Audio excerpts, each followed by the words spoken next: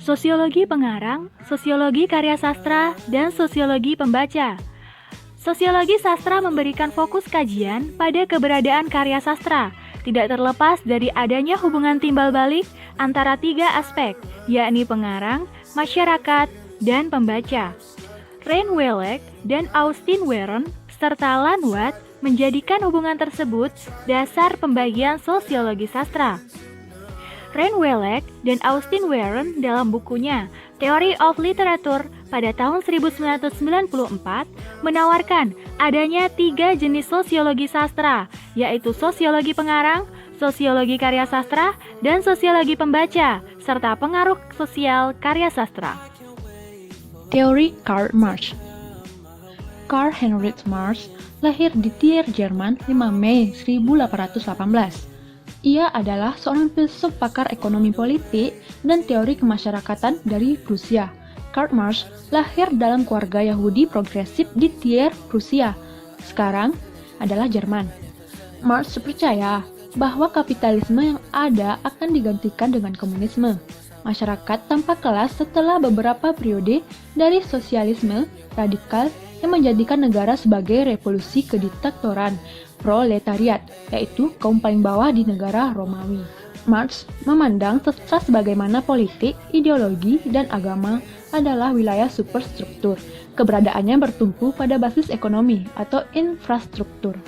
Marxisme adalah aliran pemikiran yang dikembangkan oleh Karl Marx dan Friedrich Engels dalam buku mereka yang berjudul The German Ideology. Dalam bukunya tersebut, Marx merumuskan premis dasar bahwa bidang ekonomi menentukan bidang politik dan pemikiran manusia. Sementara itu, bidang ekonomi ditentukan oleh pertentangan antara kelas-kelas pekerja dan kelas-kelas pemilik, bahwa pertentangan itu dipertajam oleh kemajuan teknik produksi, dan bahwa pertentangan itu akhirnya meledak dalam sebuah revolusi yang mengubah struktur kekuasaan di bidang ekonomi, serta mengubah struktur kenegaraan dan gaya manusia berpikir. Marx juga menyatakan bahwa kapitalisme pun akan berakhir dalam sebuah revolusi.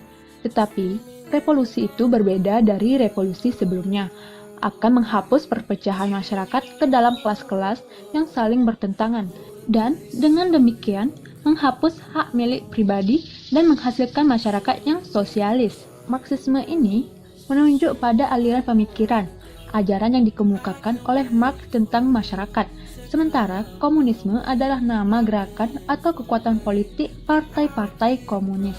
Durkheim memandang masyarakat sebagai suatu bentuk solidaritas sosial. Yang dimaksud oleh Durkheim sebagai solidaritas sosial adalah suatu keadaan hubungan antara individu dan kelompok yang didasarkan pada perasaan moral dan kepercayaan yang dianut bersama, yang diperkuat oleh pengalaman emosional bersama. Solidaritas dibedakan oleh Durkheim ke dalam dua tipe. Yang pertama, solidaritas mekanik, yaitu didasarkan pada suatu kesadaran kolektif bersama yang menunjuk pada totalitas kepercayaan dan sentimen bersama yang rata-rata ada pada warga masyarakat yang sama itu.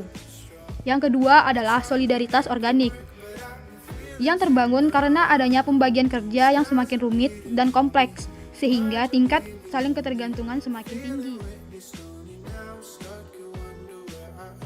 Spitzer tahun 1975 menganggap sosiologi sebagai suatu ilmu pengetahuan yang multi-paradigma. Dalam ilmu tersebut, beberapa paradigma yang saling bersaing dalam usaha merebut hegemoni dalam lapangan sosiologi secara keseluruhan. Menurut Spitzer, setidaknya ada 3 paradigma dasar dalam sosiologi, yakni paradigma fakta-fakta sosial yang memiliki karya-karya Emile Durkheim, paradigma definisi sosial memiliki teladan Max Weber, dan paradigma perilaku sosial yang memiliki teladan Skinner. Gramsci memperkenalkan istilah masyarakat sipil untuk mengungkapkan cara yang kompleks yang di dalamnya terdapat persetujuan. Individu maupun sebuah kelompok masyarakat memerlukan kekuasaan untuk dapat memaksa orang sesuai dengan apa yang diinginkannya. Kekuasaan ini dapat dilakukan melalui 2 cara, yakni dominasi dan hegemoni. Jika dominasi bekerja dengan cara kekerasan untuk mendapatkan kekuasaan, hegemoni bekerja melalui cara yang lebih halus. Hegemoni melalui proses kesepakatan atau mendapatkan kekuasaan. Hegemoni merupakan bentuk kepemimpinan intelektual, kemampuan untuk mengatur, menguasai, memimpin pikiran orang dengan tanpa paksaan, dengan kesepakatan. Hegemoni diciptakan dari kekuatan imaterial, ideologi atau biasa disebut superstruktur. Namun perlu diingat, sesuatu untuk dapat menjadi common sense memerlukan proses negosiasi yang panjang, sehingga menjadi hal yang berterima di masyarakat. Dalam rangka teori Gramsci terdapat 6 konsep kunci, yakni kebudayaan, hegemoni, ideologi, kepercayaan populer, kaum intelektual, dan negara.